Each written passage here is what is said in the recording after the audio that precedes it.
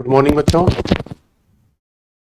तो कल हमने बताया था कि फॉरेन पॉलिसी का यानी संबंध बनाने का मूल बेस क्या होता है? राष्ट्रीय हित।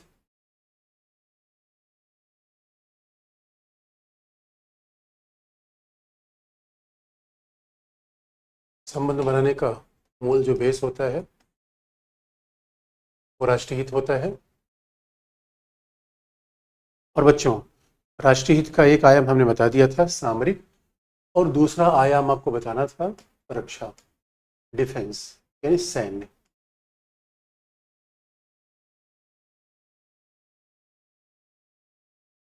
जो सैन्य, दूसरा आपको बताना था कि सैन्य इंटरेस्ट क्या होता है। और बच्चों जरा देखो कि इंटरेस्ट का पार्ट कहा भी जाता है। देखो, कहीं भी आप शॉप पे जाओगे, आपको बिस्किट मिल सकता है, टूथपेस्ट कोई दे सकता है, दूध दे सकता है। किसी शॉप पे जाके तमंचा उससे मांगो। यानी बात याद रखना, स्ट्रेटजिक रिलेशंस में डिफेंस का बड़ा रोल है, क्योंकि डिफेंस एक ऐसा सेंसिटिव मामला है कि एक तो कोई किसी को देता नहीं। तो बहुत ध्यान से इस बात को देखना, अगर किसी व्यक्ति के पास पिस्तौल है, वो कभी किसी को दूसरे को देखने को नहीं देता कि भैया देख लो। क्योंकि एक तो पिस्तौल आपको तब देगा जब बहुत आपके ऊपर ट्रस्ट हो। क्योंकि उसको हमेशा थ्रेट होता है कि भाई किसी को हमने पिस्तौल देखने के लिए दी और उसने उलट के मार दिया। इसलिए बच्चों याद रखो, बंदूक देना, गन देना और उसके फिर वेपन्स एमिनेशन देना मोस्ट सेंसिटिव रिलेशन आईआर माना जाता है।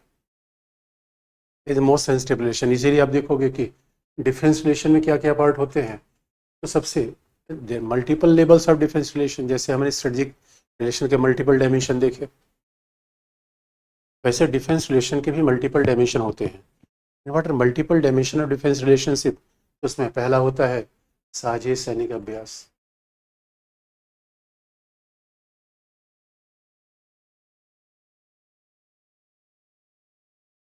जिसमें होता है ज्वाइंट डिफेंस एक्सरसाइज। देखो, ये इनिशियल होता है। भाई देखो, हमारे यहाँ अब कई कई दोस्त ऐसे होते हैं, आपके कई ऐसे दोस्त होंगे। इसलिए मैंने कहा कि संबंध गहरे भी हो सकते हैं, छिछली भी हो सकते हैं। आपके कई ऐसे दोस्त होंगे जो रोज ही, कई बार हम मॉर्निंग वॉक जाते हैं, कई दोस्त मिलते हैं, हेलो हाय होता है। ये दोस्ती है, ठीक है, कभी चाय पी रहा है उनके साथ। न वो मेरा घर जानते हैं, मैं उनका घर जानता हूँ, न मेरा नंबर जानते हैं, न मैं उनका नंबर जानता हूँ। हमारे कई से दोस्त होते हैं, दैट इज सेलो रिलेशन। लेकिन इसका मतलब है जब किसी के साथ डिफेंस पार्टनरशिप होती है तो हम ज्वाइंट डिफेंस एक्सरसाइज करते हैं। अब जैसे देखो, क्यों बच्चों, ज्वाइंट डिफेंस एक्सरसाइज कई फायदे होते हैं। एक तो आप याद रखो, पहला कि हम ऐसे ही देश के साथ ज्वाइंट डिफेंस एक्सरसाइज करते हैं जो हमारा ट्रस्टेड होता है। क्योंकि बाकी जो हमारे दुश्मन राज्य हैं उनके साथ तो हम ऐसा नहीं कर सकते, क्योंकि अपने वेपन्स भी उनको दिखाना खतरे से खाली नहीं है, क्योंकि हमारे विरोधी हैं। इसे बच्चों, कभी बंदूक रखना, लेकिन अपने दुश्मन को हवा नहीं लगने देना कि आपके पास कितनी बंदूक है। ये बहुत स्ट्रेटजिक पार्ट में बहुत इंपॉर्टेंट होता है। अगर बंदूक तीन रखना, दिखाना एक ही।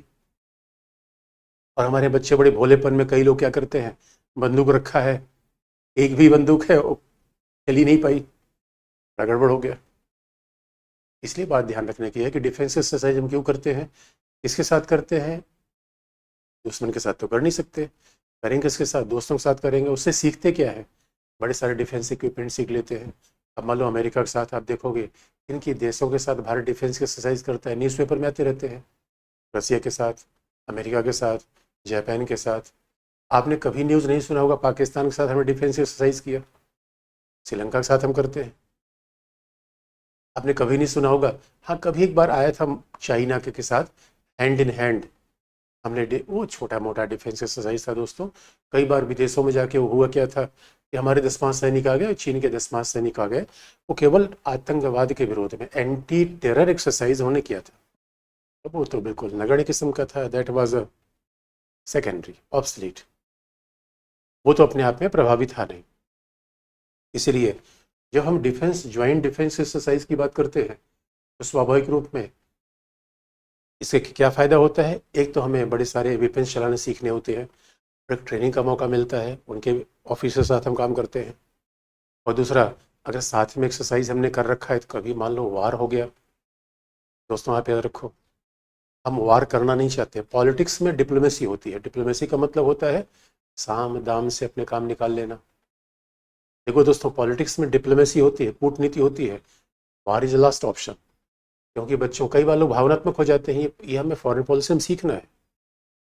हम क्या सोचते हैं, चलो चीन से लड़ ही लेते हैं, पाकिस्तान से लड़ ही। ना ना बच्चों, याद रखना, सवाल ये है, बात बहुत ध्यान से रखना, लड़ना पर्पज है नेशनल इंटरेस्ट। बात बोलने की आवश्यकता नहीं है। What is our greater purpose that national interest. पर पता चला बिला वजह लड़के इतना फायदा हो सकता है, सोचा नुकसान हो गया। इसे इसीलिए वार is not an option, war is last option. तो कई बार क्या होता है, देखो दोस्तों, फॉरेन पॉलिसी में, हमारी विदेश नीति में, न तो हमारा पर्पज लड़ना है, न हमारा पर्पज मोहब्बत करना है। भाई सीधी सी बात है, जहाँ इंटरेस्ट मिल रहा है वहाँ काम करना है। इस वजह से कई बार होता है कि जब मान लो कहीं फ्यूचर में वॉर हो गया चाइना के साथ, तो अगर अमेरिका और भारत के सैनिकों के बीच में लगातार एक्सरसाइज है तो वहाँ भी हेल्प मिल जाती है।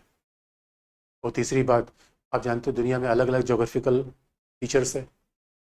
अब हमारे पास तो रेगिस्तान भी है। दुनिया कई से छोटे छोटे देश हैं, उनके पास सुविधा है ही नहीं है। तो आप जानते हो सिंगापुर हमारे साथ डिफेंस एक्सरसाइज करता है। सिंगापुर के एयरफोर्स के पायलट को इंडिया ट्रेन करता है। क्यों ट्रेन करता है? कि भाई सिंगापुर छोटा सा देश है। सिंगापुर में कभी जब फाइटर जेट उड़ता है तो दूसरे की सीमा में चला जाता है, दूसरा देश मार गिरा देगा। और हमारे यहाँ तो 26 जनवरी पे, याद रखना, जो फाइटर आता है वो सीधे आता है जोधपुर से दिल्ली की दूरी 600 किलोमीटर है। जोधपुर से जैसे ही टेक ऑफ करेगा, लाइन लेंथ से जैसे लेगा, दिल्ली क्रॉस हो जाएगा। इसीलिए बच्चों, याद रखना कि हम डिफेंस की एक्सरसाइज करते हैं जिससे कि हम इंस्ट्रूमेंटों को देख पाए, एक दूसरे के जोग्राफी से परिचित हो पाए। क्योंकि हो सकता है जो इंडिया में जोग्राफिकल फीचर हो वो दूसरे देश में ना हो। तो हमारे यहाँ जंगल वारफेयर का भी मामला बनता है। हमारे यहाँ चंबल जैसे बीहड़ भी हैं। हमारे यहाँ माउंटेनियर वॉरफेयर का मामला, हिमालय जैसा माउंटेन है। तो हमारे हर किस्म की कंडीशन उपलब्ध है। बाकी इंडियन ओशन तो ही है, हिंद महासागर तो ही है। इसलिए सैनिक अभ्यास होता है। ये रिलेशन का अच्छा आधार है। लेकिन उसके साथ क्या होता है, अधिकारियों का आदान प्रदान, एक्सचेंज ऑफ डिफेंस ऑफिशियल्स।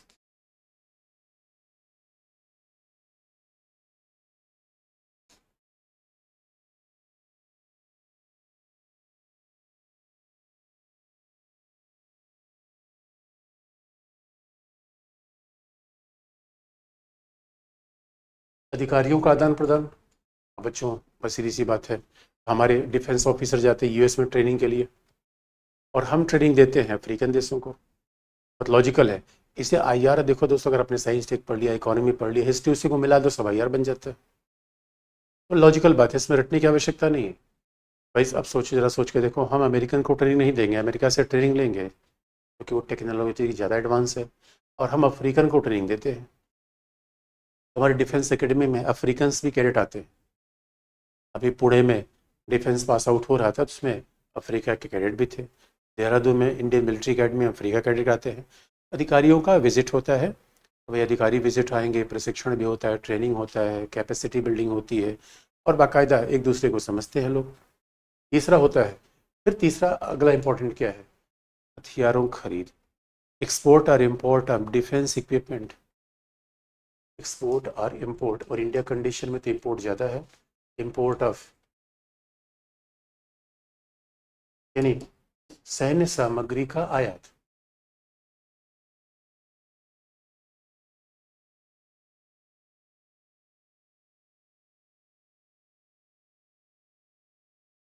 सैन्य सामग्री का आयात, इम्पोर्ट ऑफ डिफेंस इक्विपमेंट। तो बच्चों, हम इंपोर्ट भी करते हैं, और स्वाभाविक रूप में इंडिया तो अभी कोशिश कर रहा है कि हम भी एक्सपोर्ट करें। लेकिन जरा सोच के देखो, राफेल किससे खरीदे हैं? फ्रांस से। तो डिफेंस यानी सैन्य सामग्री का आयात जिसके साथ है, फिर तो रिलेशन और गहरा हो गया। यानी ऊपर से जैसे नीचे आ जाओगे, रिलेशन ज़्यादा डीपर होता चला जाएगा। अब किसी के साथ केवल अब सैनिक अभ्यास है तो आप समझ लो छिछले रिलेशन है। अब किसी के साथ सैनिक अभ्यास भी है, अधिकारियों के एक्सचेंज भी है, और देन उसमें हम क्या कर रहे हैं कि सैन्य सामग्री का आयात भी कर रहे हैं। तो समझ लो कि relation are getting more deeper. और इंडिया के मामले में तो स्टडी बड़ा इंटरेस्टिंग पार्ट है।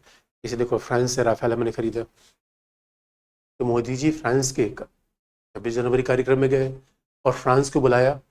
ये मेरे बच्चों, तो बिला वजह हम किसी को बुलाते बुलाते नहीं, याद रखो। अब ये नहीं किसी के यहाँ जाओ, जाने का पर्पज़ होना चाहिए। कई बार कोई हमारे यहाँ आता है, उसे पूछो भैया क्यों आए हो, तो हाल चाल लेने के लिए कहीं जाने की जरूरत नहीं, कोई काम होता तो जाओ। और दोस्तों, आईआर में बिला वजह कोई कहीं नहीं जाता।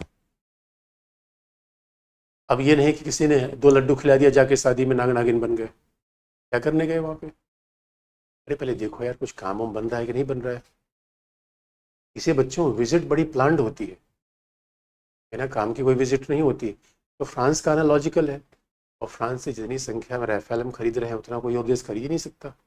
2023 में India became the biggest importer of arms. 2023 में भारत हथियार खरीदने वाला सबसे दुनिया का बड़ा देश हो गया। तो सोचो, हथियारों के सबसे बड़े बाजार है।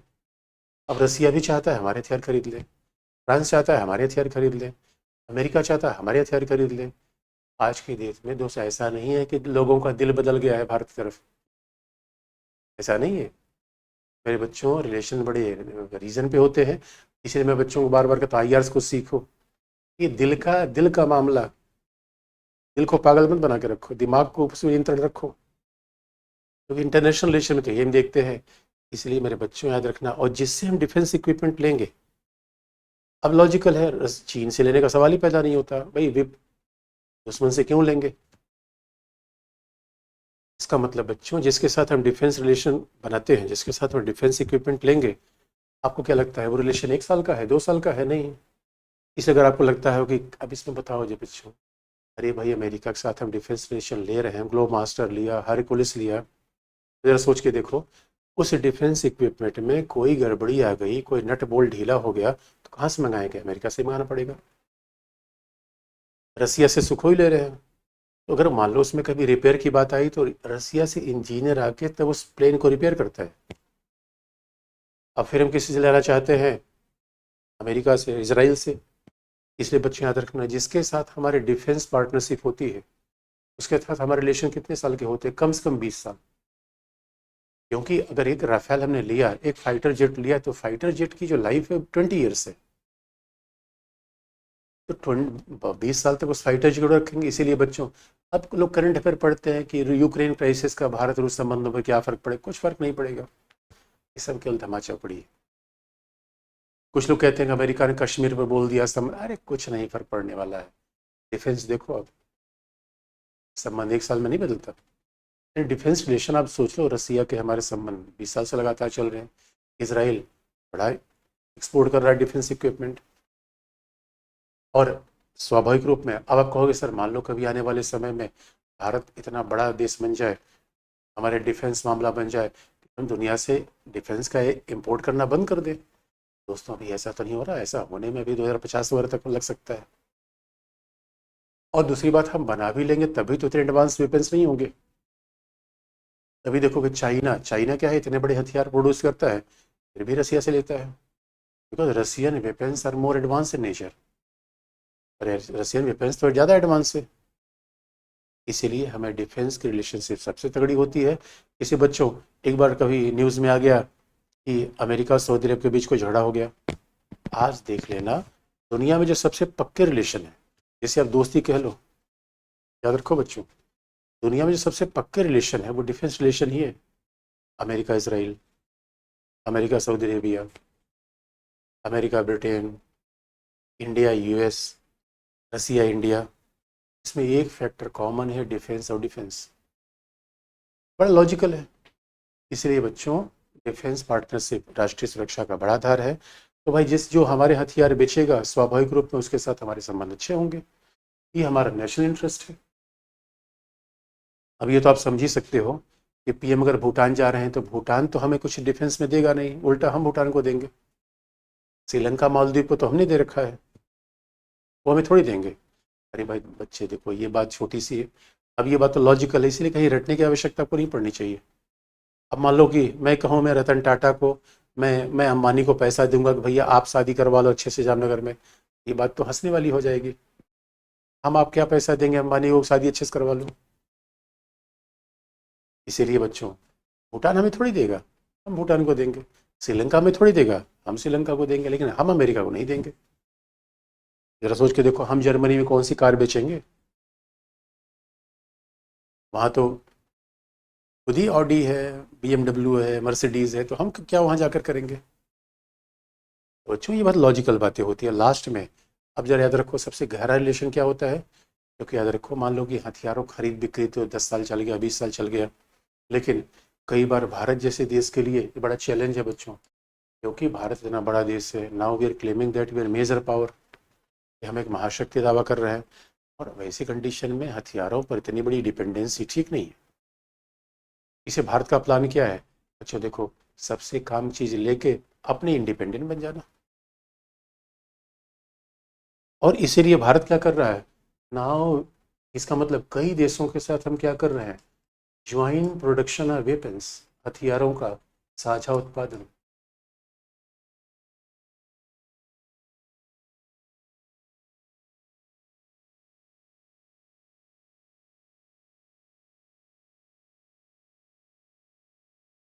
ज्वाइंट प्रोडक्शन ऑफ वेपन्स देखिए। और दोस्तों देखो, हमारा ज्वाइंट प्रोडक्शन किसके साथ है? रसिया के साथ है।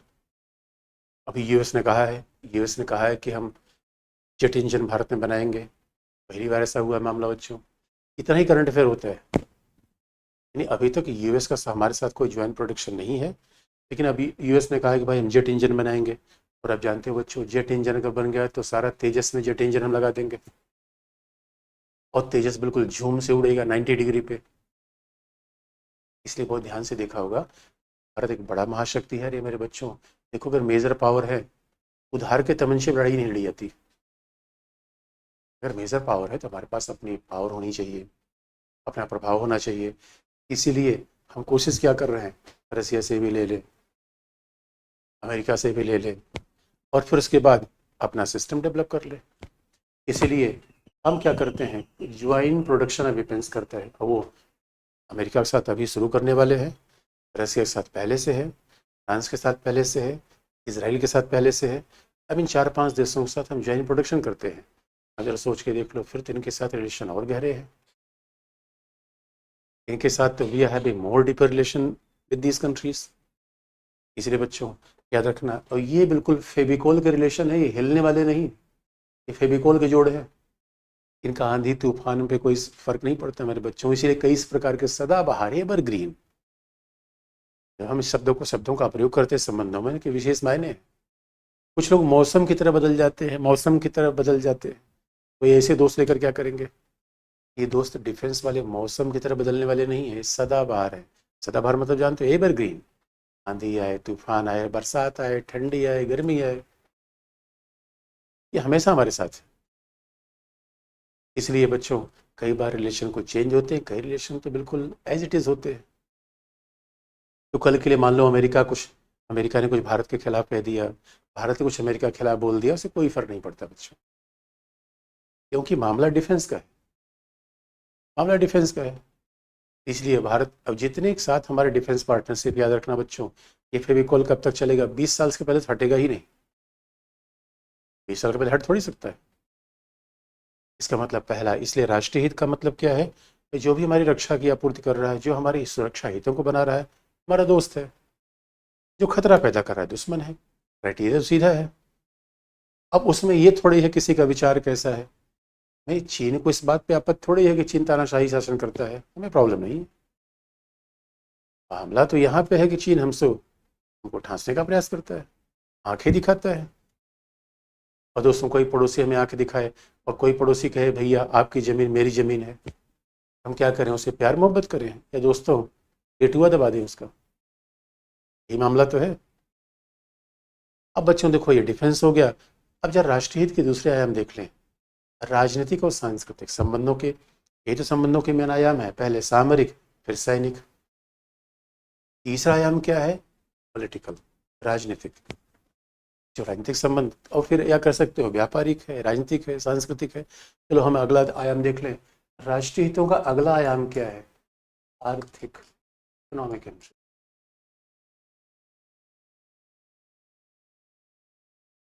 इसमें जरा देख लें, इकोनॉमिक इंटरेस्ट।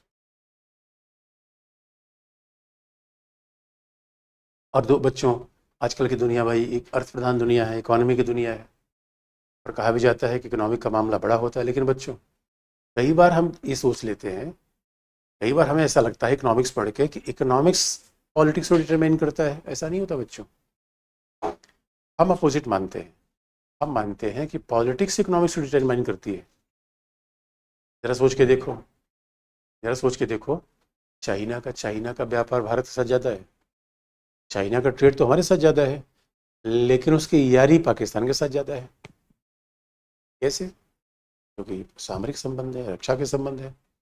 इसलिए बच्चों, इकोनॉमिक्स पढ़ के पॉलिटिक्स समझना मुश्किल है, क्योंकि पॉलिटिक्स वाले कहते रहे भैया इकोनॉमिक्स पढ़ के मामला नहीं बनेगा। और कई बार तो ऐसा होता है, मैंने एग्जाम्पल आपको बता दिया बच्चों। अब जापान चाइना के बीच में इकोनॉमिक रिलेशन भी है कि $400 बिलियन का ट्रेड है, लेकिन उसी चाइना जापान के बीच में झगड़ा मचा हुआ है, सिंगापुर लेकर बॉर्डर डिस्प्यूट मचा हुआ है। जरा सोच के देखो, इंडिया चाइना अगर इकट्ठा हो जाए ट्रेड में तो दुनिया में बहुत बड़ा कमाल हो जाएगा, लेकिन मामला विवाद का है। इसलिए बच्चों, इकोनॉमिक रिलेशन महत्वपूर्ण हो सकता है, महत्वपूर्ण होता भी है, इसको इनकार नहीं कर सकते। लेकिन कई बार अगर सामरिक मामला गड़बड़ा गया, पॉलिटिकल मामला गड़बड़ा गया, इकोनॉमिक्स फिर कुछ कर नहीं पाती। लेकिन इकोनॉमिक रिलेशन कैसे होते हैं, तो आप देखो इकोनॉमिक रिलेशन के आयाम क्या है। तो अगर जरा सोच के देखो, किसी देश के साथ ही हमारे सारे संबंध होंगे तो सबसे मजबूत होंगे, और केवल एक पार्ट होगा तो थोड़ा शैलो होगा। अमेरिका, इसलिए बच्चों, अमेरिका के साथ, जापान के साथ, रसिया के साथ हमारे इतने अच्छे रिलेशन क्यों है? क्योंकि सारे डायमेंशन है। इसीलिए अमेरिका और भारत के बीच का संबंध कैसा है? अरबाज खान और सलमान खान जैसा। इस समय तो ऐसे ही है, तो रिलेशन है। और भारत चीन के बीच कैसा है? मलाइका अरोड़ा और अरबाज खान जैसा। तो चीज़ें आपके ही संबंध के इर्द सारा इंटरनेशनल रिलेशन है। आर्थिक संबंध क्या है? इकोनॉमिक रिलेशन क्या है? पहला, आयात निर्यात। भाई देखो, व्यापार तो होगा ही, किसी देश के साथ हम एक्सपोर्ट करते हैं, किसी के साथ इंपोर्ट करते हैं, ये चीज़ें सबके साथ चलती हैं।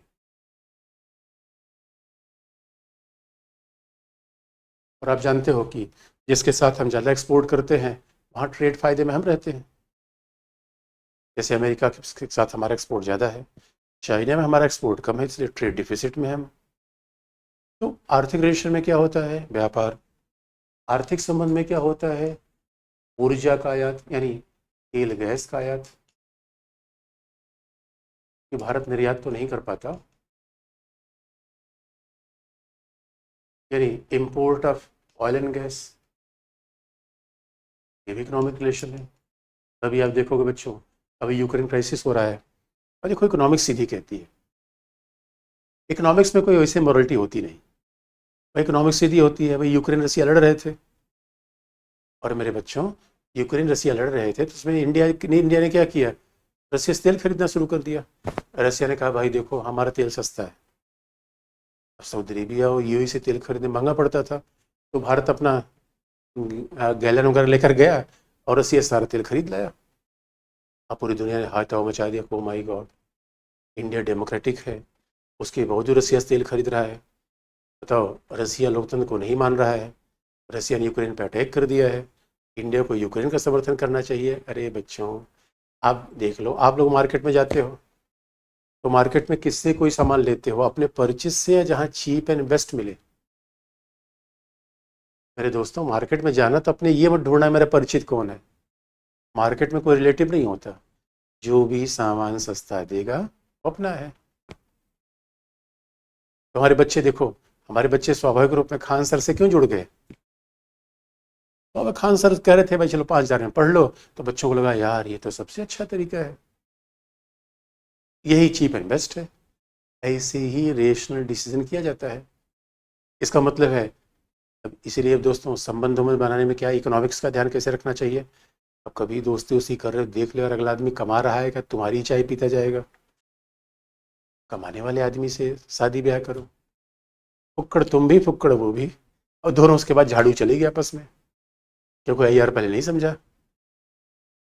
इसीलिए मेरे बच्चों याद रखना, तेल गैस का आयात, तो भाई जहाँ सस्ता मिलता है वही हम लेंगे, और उसमें कौन सा भाईचारा है? भाई सस्ता बिकता है, उसमें कोई भाईचारा रखने की आवश्यकता थोड़ी है। तीसरी बात, और अब देखोगे उसके बाद क्या है कि इकोनॉमिक इंटरेस्ट में इतनी ही बात नहीं है। तेल गैस का आयात निर्यात, तेल गैस, उसके बाद क्या होगा बच्चों? उसके बाद हम क्या कर सकते हैं कि भाई ऐसा कर लिया, कोई फ्री ट्रेड एग्रीमेंट कर लिया जाए, मुक्त व्यापार का समझौता कर लिया जाए। ये भी हम कर सकते हैं कि फ्री ट्रेड एग्रीमेंट।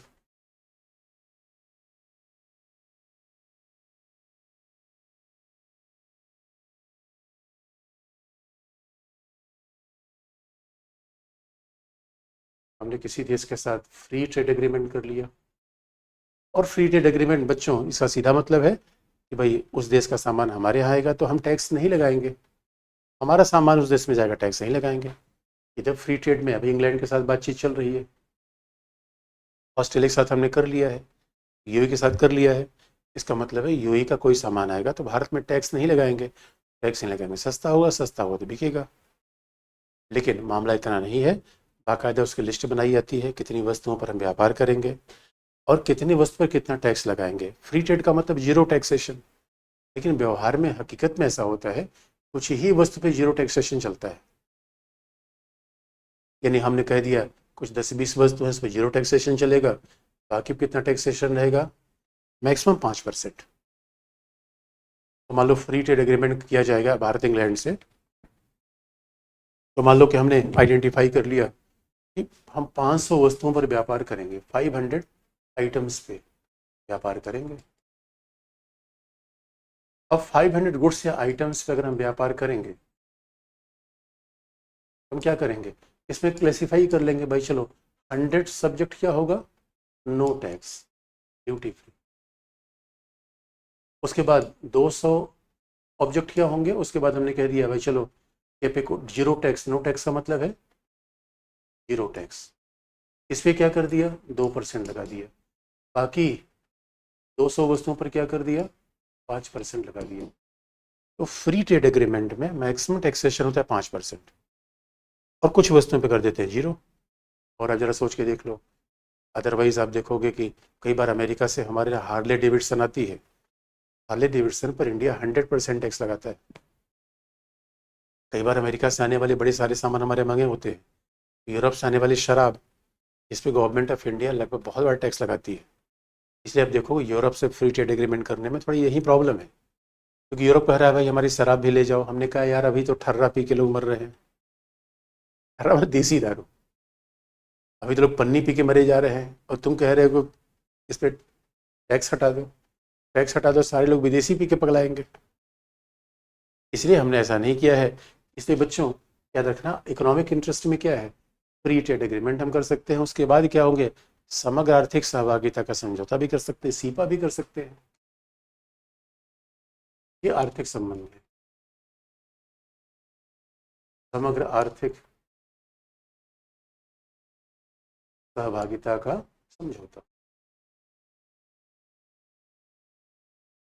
कॉम्प्रिहेंसिव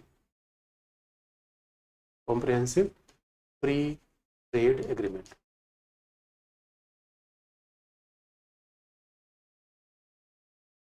समग्र आर्थिक सहभागिता का समझौता, ये बड़ी इंटरेस्टिंग बात है। कॉम्प्रिहेंसिव फ्री ट्रेड एग्रीमेंट, बात याद रखना। अब कॉम्प्रिहेंसिव का मतलब क्या होता है भाई? मुक्त व्यापार का अगला स्टेज है। इसलिए आप देखोगे इन देशों के साथ हमारे सीपा के समझौते हैं, कॉम्प्रिहेंसिव ट्रेड एग्रीमेंट के समझौते हैं। जापान है, साउथ कोरिया है, चाइना के साथ देखो, चाइना कह रहा है फ्री ट्रेड एग्रीमेंट हम नहीं कर रहे हैं। इसका मतलब है अगर जिसके साथ हमारे पॉलिटिकल पार्टनरशिप ही खराब है तो उसके साथ फ्री ट्रेड एग्रीमेंट क्यों करेंगे? इसका मतलब बच्चों अगर ये क्राइटेरिया आपको, डिफेंस पता हो, स्ट्रेटजिक पता हो, पूरा आईआर तो इसी पूरा आईआर तो 2 क्लास में खत्म हो जाता है। बाकी तो अपने आप बना के आप लिख लोगे, बहुत लॉजिकल है। जिसके साथ हमारा कॉम्प्रिहेंसिव, कॉम्प्रिहेंसिव का मतलब होता है मुक्त व्यापार में वस्तुओं के व्यापार की बात आती है, कॉम्प्रिहेंसिव में निवेश भी होगा, एग्रीकल्चर भी होगा, तो बड़ा दायरा हो जाता है। तो हमारा सीपा किसके साथ है? जापान के साथ है, साउथ कोरिया के साथ है, आसियान के साथ है। आसियान मतलब है दक्षिणी पूर्वी एशियाई देशों का सहयोग संगठन, association for south east Asian nation, ASEAN. Indonesia, Malaysia सारे देश हैं। दक्षिणी पूर्वी एशियाई देशों का क्षेत्रीय सहयोग संगठन, association for south east Asian Nations. तो यहाँ पे सीपा का समझौता है, यहाँ पे फ्री ट्रेड एग्रीमेंट है, तो ये इकोनॉमिक पार्टनरशिप है। हम ये नहीं करें इकोनॉमिक पार्टनरशिप का महत्व कम होता तो है बच्चों, लेकिन अगर जिसके साथ रक्षा के झगड़े हैं, जिसके साथ पॉलिटिकल प्रॉब्लम है, केवल इकोनॉमिक रिलेशन पे भी इम्पैक्ट आता है, इकोनॉमिक रिलेशन पे भी इम्पैक्ट आता है। लेकिन आज की दुनिया में इकोनॉमिक रिलेशन भी एक बड़ा आधार है। तो दोस्तों, जहाँ अब सवाल ये सऊदी अरेबिया, यूएई, ईरान, अब हो सकता है ईरान के साथ हम थोड़ा मामला बदल दें, चूँकि भी मामला अदरवाइज हमें तेल गैस तो लेना ही पड़ेगा। और ज़रा सोच के देख लो, आज के डेट में इंडिया, चाइना ये दुनिया के सबसे बड़े तेल आयातक देशों में है। तो सऊदी अरेबिया, यूएई हमारे बाजार तरफ देख रहे हैं, क्योंकि बाकी किसको तेल देंगे बच्चों ये। और ये भी याद रखना, आजकल तो ईवी का प्रयोग चल रहा है, इलेक्ट्रिक व्हीकल। आने वाली दुनिया में सऊदी अरेबिया जैसे देशों को प्रॉब्लम यह है, आने वाली दुनिया में अगर ईवी का प्रयोग ही चलता चला गया, इलेक्ट्रिक व्हीकल का ही प्रयोग चलता चला गया, भाई तेल गैस का क्या होगा? फिर तेल गैस का प्रयोग कौन करेगा? इसलिए कहा जाता है कि हर देश अपने फायदे के हिसाब से है। इसलिए यूएई बार बार भारत आ जा रहे हैं, यूएई कह रहे हैं मोदी जी, अरे तेल जितना लेना हो ले लो। आजकल रसिया पूछ रहा है तेल ज़्यादा ले लो। अब सवाल है, और नितिन गडकरी क्या कर रहे हैं कि हम भारत को ऐसा बनाना चाहते हैं जहाँ पे zero import of oil and gas हो। हम तेल गैस लेना ही नहीं चाहते। जरा सोच के देखो दोस्तों, अगर पश्चिम एशिया, सऊदी अरेबिया ये सब अगर तेल गैस न बेचे तो यहाँ पे तो ऊँट दौड़ने लगेंगे पूरा। इसीलिए, और रसिया की बड़ी इकोनॉमी तेल पे निर्भर है। इसलिए आज भारत क्या है? तेल का सबसे बड़ा बाजार, चाइना के बाद। भारत क्या है? डिफेंस का सबसे बड़ा बाजार। जरा सोच के देखो दोस्तों, इसीलिए हमारे साथ दोस्ती करने के लिए हर आदमी आ रहा है। अरे दोस्तों, अभी तो आप प्रिपरेशन कर रहे हो और आप किसी से बताओगे तैयारी करेगा, चलो भाई बैठो बैठो। तैयारी करने का मतलब ऐसे ही तैयारी तो बहुत लोग करते हैं, लेकिन जिस दिन आप सिलेक्ट हो जाओगे उस दिन आप अमेरिका बन जाओगे। अभी दोस्तों, स्टूडेंट लाइफ में आप किस्ती कैसी है? भूटान, रवांडा, बुरुंडी जैसी।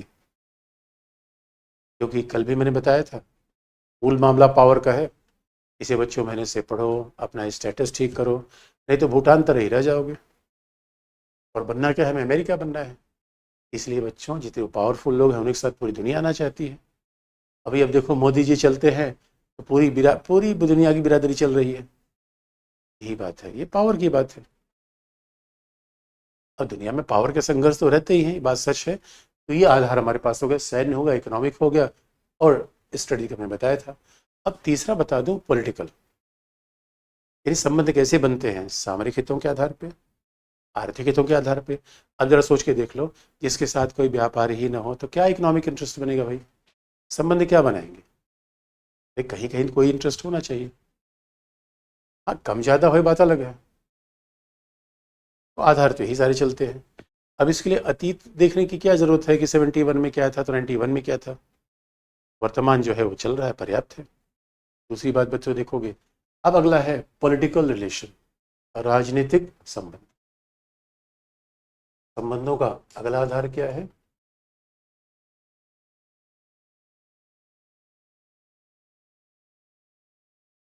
Political relation.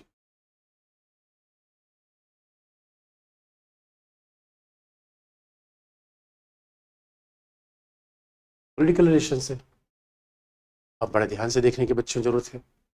हर शब्द के मायने अलग अलग होते हैं। डिफेंस रिलेशन अलग है, स्ट्रेटजिक अलग है। यदि कई बार मेल जोल हो जाता है, लेकिन तब भी ये विषय वस्तु, अगर ये बात आपने पूरा आई आर तो फिर इसी का विस्तार है। तो मेन तो यही संबंध है बच्चों, किस किस लेवल पे संबंध है, गहरे हैं, छिछले हैं।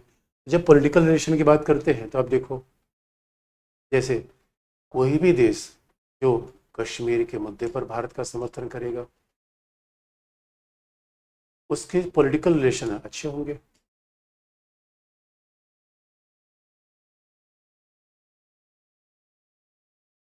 दूसरा, कोई भी देश जो भारत के लोकतंत्र की प्रशंसा करेगा। अभी आप देख रहे हो, एस जयशंकर एक डेमोक्रेसी की मीटिंग में थे। If any nation praising the democracy of India,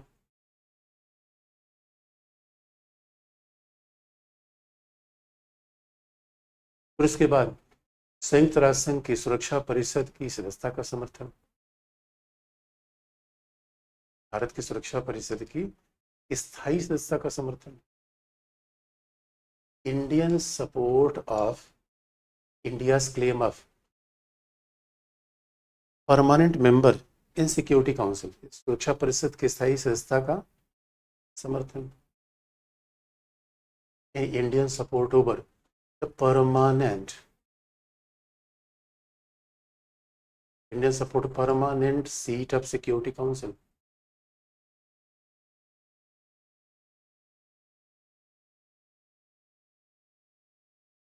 सुरक्षा परिषद की स्थायी सदस्यता का समर्थन यहां भी किया जाएगा। तो ये भी आप जरा permanent seat of security council यहाँ भी हम समर्थन कर देंगे। अगर जो भी हमारा यहाँ समर्थन करेगा उसके साथ हमारी दोस्ती होगी। और इसलिए जरा सोच के देखो दोस्तों, मोदी जी गए थे इसराइल, इसराइल के राष्ट्रपति ने कहा कि मेरे दोस्त, दुनिया के सबसे बड़े लोकतांत्रिक देश के प्रधानमंत्री, मैं तुम्हारा बरसों से इंतजार कर रहा था। जरा सोच के देखो, इसराइल के पीएम ने ये भाषण भारत के लिए हिंदी में याद किया था। और कभी जरा सोच के देखो, जब इंडिया और अमेरिका आपस में बैठते हैं तो हमेशा इंडिया यही कहता है, क्योंकि दोस्तों इंडिया हमेशा अमेरिका के साथ जब भी हम बैठते हैं तो यही हमारा पहला सेंटेंस ये होगा, India is the largest democracy in the world, US is oldest, and this relation is of relation between two democracies, यानी भारत दुनिया का सबसे बड़ा लोकतंत्र है। कल एस जयशंकर भी बात कह रहे थे। जरा सोच के देखो दोस्तों, 96 करोड़ लोग भारत में वोटर है, जरा सोच के देख लो। और कई बार तो ऐसे ऐसे लोग कहते थे फिनलैंड, अरे फिनलैंड ठीक होता है, हो सकता है मोस्ट हैप्पीनेस हो, अरे जितनी फिनलैंड में लोग सड़कों पे चलते हैं उतने तो हमारे यहाँ थाने में लोग गायब की रिपोर्ट लिखाते हैं। हमारा सब किसी मुकाबला है बच्चों। अब फिनलैंड की आबादी 5 करोड़, अरे हमारे यहाँ 5 करोड़ लोग हैप्पी हैं तो कौन सी बड़ी बात है। अरे मेरे बच्चों, 140 करोड़ लोग अगर हैप्पी हो जाए तब क्या बात है। और अरे इंडिया इतना बड़ा है कि चाइना को हमने पीछे छोड़ दिया दोस्तों, ये गर्व की बात है। अरे किसी में तो पीछे छोड़ रहे हैं। अरे मेरे बच्चों, जब कुछ और बढ़ाने को नहीं मिलेगा तो हम जनसंख्या बढ़ाएंगे, और जनसंख्या नहीं है मेरे बच्चों, ये भारत का मानव संसाधन है। सच मानो, इसी जनसंख्या का अगर सरकार मुझसे पूछे क्या जनसंख्या वृद्धि को रोका जाए, मैं कहूँगा बिल्कुल रोकने की आवश्यकता नहीं है। और इसी जनसंख्या के बूते पर आने वाले इस दिनों में ऑस्ट्रेलिया हमारा होगा, अमेरिका हमारा होगा, न्यूजीलैंड पर हमारा होगा, पूरा दुनिया में इंग्लैंड में 10 लाख भारतीय पहले से है, और इंग्लैंड के लोगों का चुन चुन कर बदला लेंगे बच्चों। बताओ क्या जरूरत है। ये हमारी ताकत है। सच मानो, जनसंख्या ताकत है, कमाल की बात है यार। इतना ह्यूमन रिसोर्स पूरे इंडिया में। और दिल्ली में तो ऐसा हाल हो गया, जितने बच्चे दिल्ली में प्रिपरेशन करते हैं, एक पत्थर उठा के बच्चों मार दो तुम तो हर तीसरे इंजीनियर पे जाके पत्थर लगेगा। देश के आधे इंजीनियर दिल्ली में तैयारी कर रहे हैं। और अभी कुछ दिनों पहले जापान ने कहा था कि भाई मैं कुछ इंजीनियर चाहिए। हमने कहा बताओ संख्या, बताओ कितना लोगे। उसने कहा अरे संख्या क्या चाहिए, मतलब 1000 दे दो। हमने कहा लाख वगैरह मांगता तो 1000 जब कहो तब दे दे। चाइना में ओलंपिक खेल हो रहा था, इंग्लिश पढ़ाने वाले लोग हमारे यहाँ से गए थे। कमाल की बात है बच्चों, इतने बड़े देश में लोकतंत्र होना ये असंभव जैसी चीज़ है। दुनिया अब इसीलिए हमें अब डेमोक्रेसी का मानदंड, ये लोग क्या बनाएंगे डेमोक्रेसी का मानदंड। इतना बड़ा चुनाव कोई करके दिखा दे, कमाल की बात है यार। और इसीलिए अब देखो, सुरक्षा परिषद कौन है, संयुक्त राष्ट्र संघ। संयुक्त राष्ट्र संघ का जो एक परमानेंट बॉडी है, संयुक्त राष्ट्र संघ, जैसे संयुक्त राष्ट्र संघ क्या है, दुनिया की पंचायत है। संयुक्त राष्ट्र संघ क्या होता है, जहाँ दुनिया के देश मिलते हैं आपस में पंचायत करते हैं, किस बात के लिए, शांति के लिए, सहयोग के लिए। उसी संयुक्त राष्ट्र संघ का एक बहुत महत्वपूर्ण संस्था है सुरक्षा परिषद। जैसे जैसे संयुक्त राष्ट्र संघ एक घर है तो सुरक्षा परिषद उसका ड्राइंग रूम है। तो सुरक्षा परिषद का महत्व बड़ा है क्योंकि दुनिया में शांति की स्थापना करती है, और शांति की स्थापना करती है। भारत उसका मेंबर नहीं है, बताओ कैसे शांति की स्थापना होगी। अरे मेरे बच्चों, शांति की स्थापना के लिए सैनिक भी तो भारत देता है। अब सैनिक किसका लोगे आप। अब जरा सोच के देखो, रसिया में लड़ने हमारे सैनिक चले, हमारे हमारे यहाँ जनसंख्या इतनी ज़्यादा है कि पता चला कहीं म्यांमार में, कई बार तो इंटरेस्टिंग पार्ट आ गया, म्यांमार में कुछ लोगों, कुछ इंडियन को पकड़ लिया गया। वो गए थे इन सॉफ्टवेयर इंजीनियर के रूप में, म्यांमार के कुछ लोगों ने पकड़ के उनको वहाँ से साइबर हैकिंग करनी शुरू कर दी। अब बेचारे फंस गए। और आपने देखा होगा, जब यूक्रेन और रसिया क्राइसिस आया तो हमारे कितने छात्र यूक्रेन में थे। इसका मतलब है मेरे बच्चों, भारत इतना बड़ा है, इस बड़े देश में लोकतांत्रिक होना तो गर्व की बात है। लेकिन आप फिर पूछोगे, सर आपने कल कहा था कि सब लोकतंत्र से ये सब संबंध नहीं बनता, ये सब दिखावटी बात है। तो देखो, जब तक सामरिक मामला नहीं होगा, रक्षा का मामला नहीं होगा, केवल डेमोक्रेसी की बात नहीं बनेगी तो सच है, क्योंकि बाकी भी लेवल हमें देखना है। लेकिन डेमोक्रेसी का बड़ा लेवल है बच्चों, इस बात को हम इनकार नहीं कर सकते। इसलिए सुरक्षा परिषद के स्थायी सदस्य में कोई हमारे डेमोक्रेसी की तारीफ करे, जरा सोच के देखो, चाइना से पूछो। चाइना से कहा गया कि भाई भारत के लोकतंत्र के बारे में कुछ बताओ। चाइना ने कहा बिल्कुल सड़ियल लोकतंत्र है। हमने कहा बावरापन बंद करो, तुम्हारे यहाँ तो डेमोक्रेसी है नहीं और हमें क्या बता रहे हो, सड़ियल है।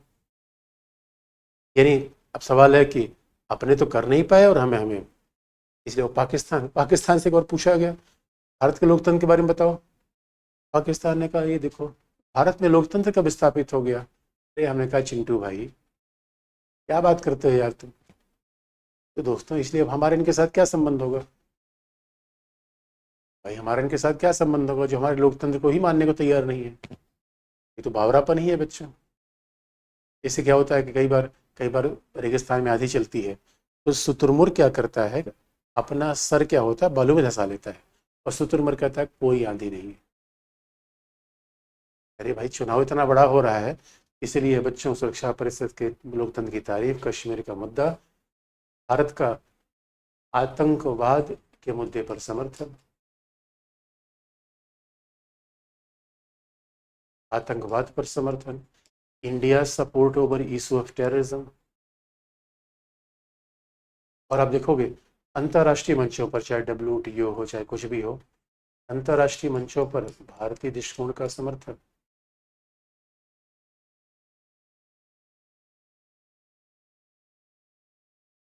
India support over international forums, India support over international forums. तो बच्चों, ये इंटरेस्टिंग पार्ट है, यानी कहीं भी WTO में। और एक बात खास, पाकिस्तान को ही देख लो, पाकिस्तान की शुरुआत ही भारत आलोचना से होती है। इमरान खान गए थे, जब प्रधानमंत्री थे, 1 घंटे के भाषण में 52 बार भारत का नाम लिया। जरा सोच के देखो। अब पाकिस्तान की अपनी बीमारी है, इससे पाकिस्तान के साथ क्या दोस्ती होगी। और बच्चों सोचो, मालदीव में एक सम्मेलन था पर्यावरण की रक्षा का, मालदीव में एक सम्मेलन था पर्यावरण की रक्षा का, और पाकिस्तान वहां गया और पाकिस्तान ने कहा हमें पता है पर्यावरण का संतुलन कैसे हो रहा है। लोगों ने कहा भाई बताओ कैसे हो रहा है। उन्हें कश्मीर के कारण है, पर्यावरण की समस्या कश्मीर के कारण उत्पन्न हो रही है। ये पाकिस्तान ने कहा भाई हमारे पास ऐसा है। पाकिस्तान ने पूछा बताओ भाई कैसे ऐसा हो रहा है। उन्होंने कहा बताओ कश्मीर में युद्ध हो रहा है, सेना लगी हुई है, बर्फ तेजी से पिघल रही है। आप समझ लो, पाकिस्तान का बस चले, दुनिया की हर समस्या का प्रॉब्लम किसको बता दे, कश्मीर का।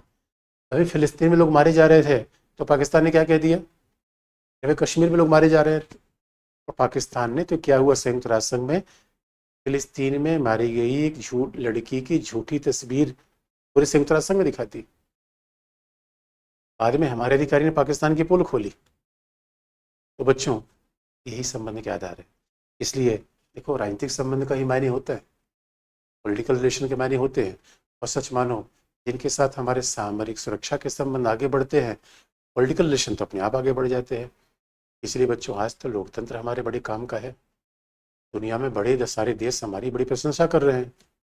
हाँ, उसके पीछे एक जरूरी बात है कि भारत की आर्थिक ताकत भी बढ़ रही है, सैनिक ताकत बढ़ रही है। क्योंकि दोस्तों, जो भारत 47 का भारत था वो बच्चा था, वो भी चलना सीख रहा था। अब तो भारत ग्रेट खाली के रूप में उभर रहा है। अब ग्रेट खाली हो गया है, स्वाभाविक रूप में चीज़ें तो बदली है।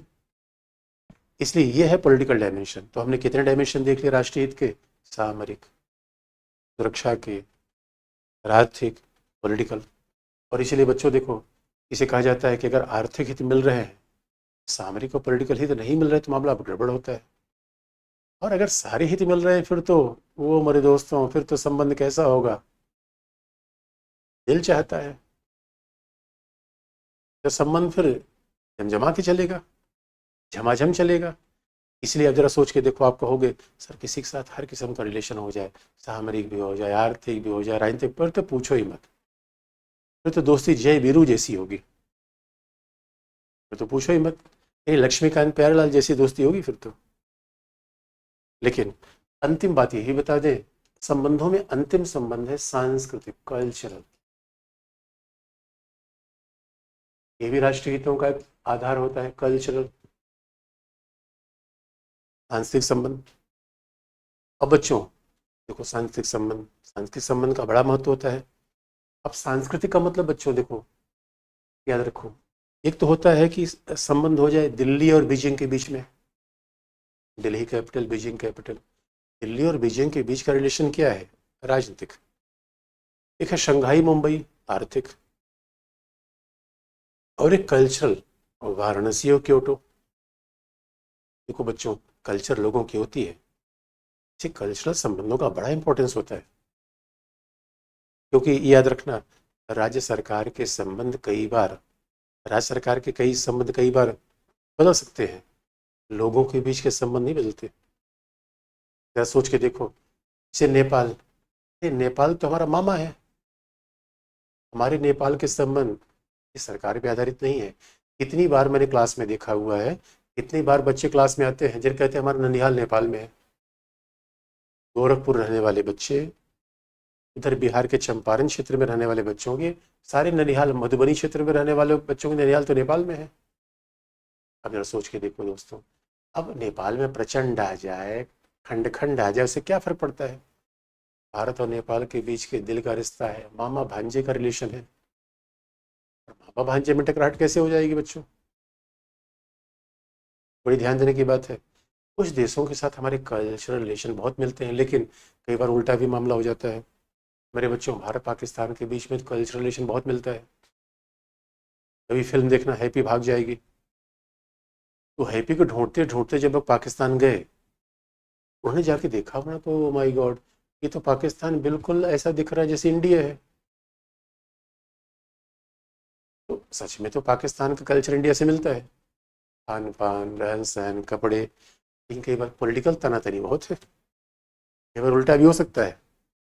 भाई, भारत पाकिस्तान के बीच में वैवाहिक संबंध है, भारत श्रीलंका के बीच में लोगों के संबंध है, सरकारें उसको थोड़ी बदल सकती है।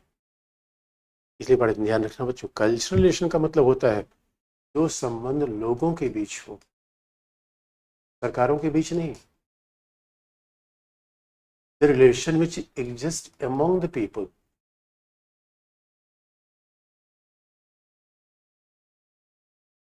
जो रिलेशन लोगों के बीच में होता है, वह सरकार तो लोगों से है बच्चों, समाज से सरकार है, सरकार समाज नहीं है। अब लोग का मतलब हम आप। इसलिए आप देखोगे सांस्कृतिक संबंध कैसे होंगे, स्वाभाविक तौर पर लोगों के बीच के रिलेशन होते हैं। और जब लोगों का नज़रिया अच्छा हो जाए, सरकार का नज़रिया अपने आप बदल जाएगा। कभी ध्यान से आपने देखा होगा, अगर भारतीयों से पूछो कि पाकिस्तान के बारे में आपकी राय क्या है, तो वो नकारात्मक ही बताता है। जरूरी नहीं को पाकिस्तान गया हो, और न पाकिस्तान गया, न पाकिस्तानी से मिला, लेकिन सुनी सुनाई बातें ऐसी आ गई कि अरे पाकिस्तान ऐसे ही बेकार है। लेकिन यही हाल चाइना का है। लेकिन जब आपसे कोई ये पूछता है जापान कैसा है, तो जापान के बारे में हमारे पॉजिटिव अप्रोच आते हैं। अब संयोग की बात है, जापान तो हम गए नहीं कभी। ऐसा कैसे हुआ? क्योंकि समाज ने, कल्चर ने, इतिहास ने कुछ ऐसी बातें बताई जिनके माध्यम से हमारा अप्रोच इनके प्रति बड़ा पॉजिटिव हो गया। इसलिए कुछ याद रखना, जो सांस्कृतिक संबंध होते हैं वो लोगों के बीच में होते हैं। तो कैसे होते हैं भाई? देखो, इसमें देश के त्योहारों का आयोजन होता है, एक दूसरे में, एक दूसरे देशों में त्योहारों का आयोजन होता है, योग का आयोजन होता है ना, ऑर्गेनाइजिंग द फेस्टिवल्स। तो जिसके साथ हमारे सांस्कृतिक संबंध होंगे, तो देखो अभी दक्षिण कोरिया के दूतावास में होली मनाई जा रही थी। इसका मतलब है कि और हमारे यहाँ तो कहा जाता है कि दक्षिण कोरिया की महारानी गई थी अयोध्या से। अब जरा सोचो, हमारे सांस्कृतिक संबंध ऐसे हैं। दक्षिण कोरिया के महारानी अयोध्या से गई थी। और इतना ही नहीं, इसके अलावा आप देखोगे अध्ययन केंद्रों की स्थापना, एक दूसरे देशों में अध्ययन केंद्रों की स्थापना, फाउंडेशन ऑफ स्टडी सेंटर्स, एक दूसरे देशों में अध्ययन केंद्रों की स्थापना, और योग कार्यक्रम का आयोजन, ऑर्गेनाइजिंग योगा, ये सब क्या है? सांस्कृतिक संबंध है। इसी तरह सोच के देखो, हमारे जो कलाकार होते हैं, भरतपुड़ी, कुचिपुड़ी, वो कमेंट आप ऑन कर दो। जो हमारे कलाकार होते हैं वो कुचिपुड़ी, कथकली, ये भरतनाट्यम में पूरी दुनिया देख कर आते हैं। इसे बच्चों, अगर सांस्कृतिक संबंध है तो स्वाभाविक रूप में हमारे रिलेशन अच्छे हो जाते हैं।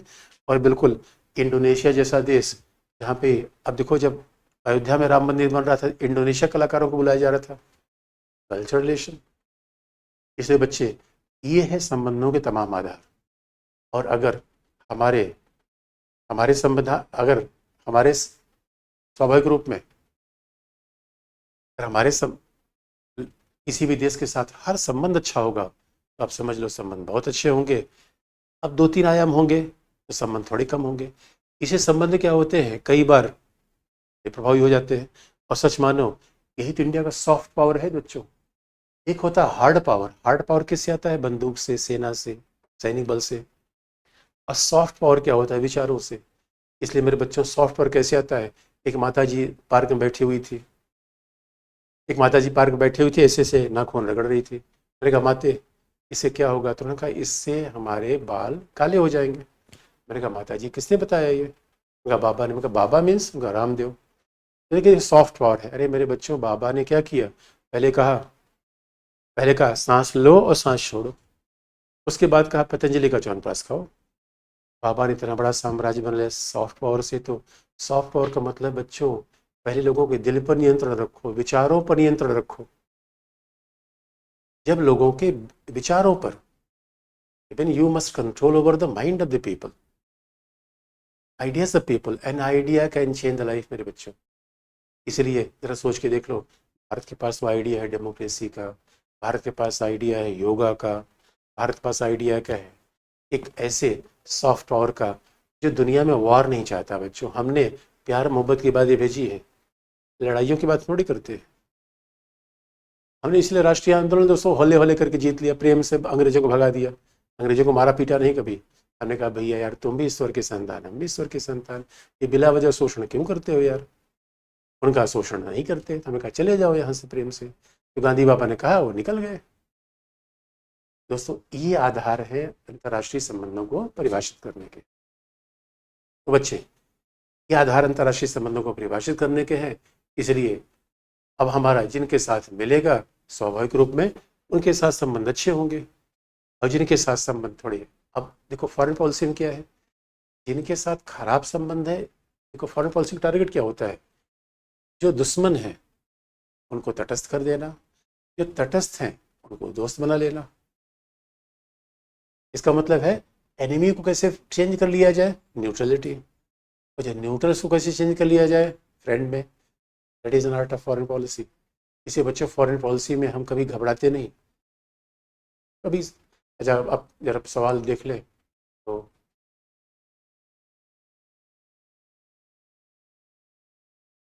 किसी अंतर्राष्ट्रीय संबंध निर्भर से संबंधित विचारधारा क्या है? अरे मेरे बच्चों,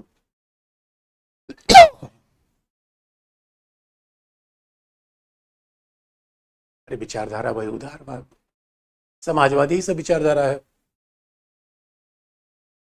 किसी ने पूछा है, अगर एक दूसरे देश जाना है तो बीच में कोई देश हो संबंध ठीक नहीं, कैसे क्रॉस करे? अरे अभिषेक, चिंता मत करो, हवाई जहाज चले जाना।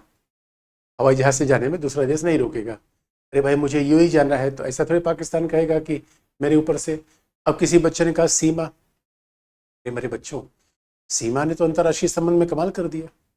सीमा ने सीमा पार कर दिया। और आज की भूमंडलीकरण की दुनिया क्या है? जहाँ सीमा पार संबंध है। तो सीमा ने तो बड़े अच्छे काम किए।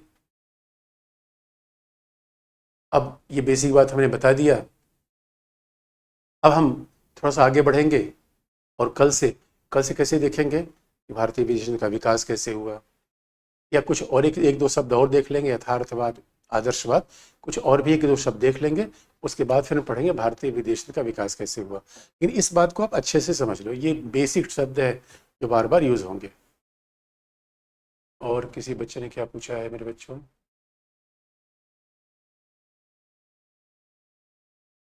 किसी सीपा, अरे मेरे बच्चों को सीपा का मतलब है ऐसा समझौता जो मुक्त व्यापार से बड़ा है, जो वस्तुओं के अलावा ट्रेड, एग्रीकल्चर सबकी बात करता है, निवेश सबकी बात करता है, इसलिए इसको सीपा के रूप में व्यक्त करते हैं। किसी बच्चे ने पूछा सामरिक हित एक बार और अरे मेरे बच्चे, सामरिक हित का सीधा मतलब है जो सुरक्षा के हित हो, सामरिक हित है। जहां सुरक्षा का संबंध होगा वो सामरिक हित होगा।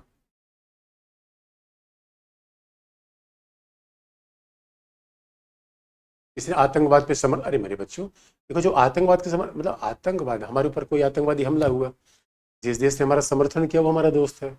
और जो आतंकवाद के मामले को चाइना, हम तो संयुक्त राष्ट्र संघ में जाते हैं और चाइना कहता है भारत आतंकवाद के खिलाफ बिला वजह मुद्दा लेकर आता है, तो फिर यहाँ चाइना कैसे हमारा सपोर्टर होगा?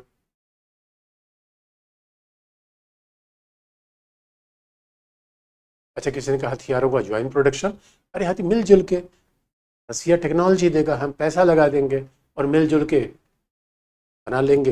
मिलजुल के क्या बना लेंगे? वेपन्स। इंटर के क्या बच्चे ने पूछा है?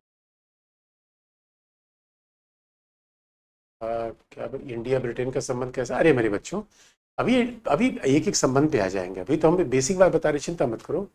और ये भी चिंता करना, किसी बच्चे ने पूछा फाइटर पेंट गलती से भी दूसरे देश में चला जाए तो सीधा रॉकेट मार के नीचे कर देगा उसको। अगर कोई दोस्त है, दोस्त का देश है, तब तो ठीक है, और अगर कोई अलग देश है फिर तो मामला गड़बड़ हो जाएगा। यूएस इंडिया से अभ्यास करता है, अरे मेरे बच्चों ये सब यूएस इंडिया बता देंगे। और ये भी याद रखना, जैसे आप जब किसी के साथ संबंध बनाते हो तो सबके साथ संबंध तो नहीं हो सकता। इसलिए मेरे बच्चों, अंतर्राष्ट्रीय संबंध पढ़ने का ये मतलब नहीं कि दुनिया में 130 देशों के साथ संबंध पढ़ना, ऐसा हो नहीं सकता। यानी कुल मिला के हमें जो बहुत इंपॉर्टेंट होते हैं 20-25 देश, उन्हीं के संबंध पढ़ते हैं। ये हमेशा ध्यान रखना, अगर 150 देशों के संबंध पढ़ने का प्रयास करोगे ना, उसके साथ हमारा उतना अच्छा संबंध है। आप आपके भी मेरे दोस्त तो 10 ही 5 होते हैं ना, वैसे भारत के साथ भी पढ़ेंगे। संबंधों का महत्व कैसे होता है? अरे मेरे बच्चों, आज के अंतर्राष्ट्रीय संबंधों का ही महत्व है सब। कहीं भी जा रहे हो, अब देख रहे हो कि ऐसे संघ कहीं जा रहे हैं, विदेश नीति से लेके, आर्थिक नीति से लेके, पर्यावरण की नीति से। किसी बच्चे ने पूछा, अच्छा नोट्स मिल जाएगा बच्चों, don't worry about that, we will give you notes in English too. किसी बच्चे ने पूछा सिलेबस, अरे मेरे बच्चे पहले पढ़ लो, उसके बाद सिलेबस अपने आप जाके मैच कर लेना। तो सिलेबस में तो 2 ही लाइन लिखा गया है, सिलेबस में बातें स्पष्ट नहीं होती, पहले पढ़ा दूंगा तब सिलेबस देख लेना जाके। अभी अब सिलेबस में पहले पहले बताऊंगा तो आपको उतना क्लियर नहीं होगा, क्योंकि आप पहले संबंध तो सीख लो मेरे बच्चों। किसी ने पूछा इंटरनेशनल फोरम, अरे मेरे दोस्तों इंटरनेशनल फोरम का मतलब है जहाँ 10-5 देश मिलते हैं, 50 देश मिलते हैं और मिलकर अंतर्राष्ट्रीय मुद्दों पर चर्चा करते हैं।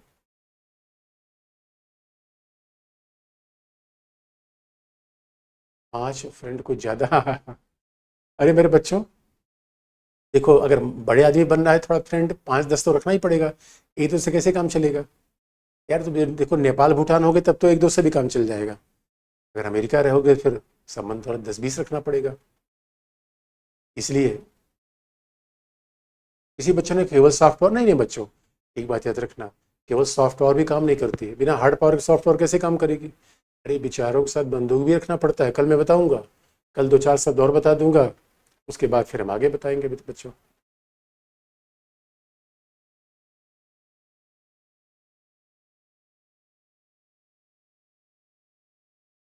तो ठीक है बच्चों, आज के लिए इतना ही, थैंक यू। अच्छा, किसी बच्चे ने पूछा फॉरेन पॉलिसी काट दिया क्या? फॉरेन पॉलिसी अंतर्राष्ट्रीय संबंध में क्या फ़र्क है? ये अरे अभी सब आगे बता दें, अभी बेसिक बात पढ़ो, उधर उधर मत जाओ। भी भाई कश्मीर का मुद्दा क्या है, ये कश्मीर का मुद्दा क्या आगे चल के आपको बता देंगे। तो तो अभी तो हम एक परिचय दे रहे हैं बच्चों, अभी विषय वस्तु पे हम नहीं आ रहे हैं। तो ठीक है मेरे बच्चों, आज के लिए इतना ही। Thanks lot. फिर रेस्ट ऑफ द पार्ट कल होगा। बंद कर दें।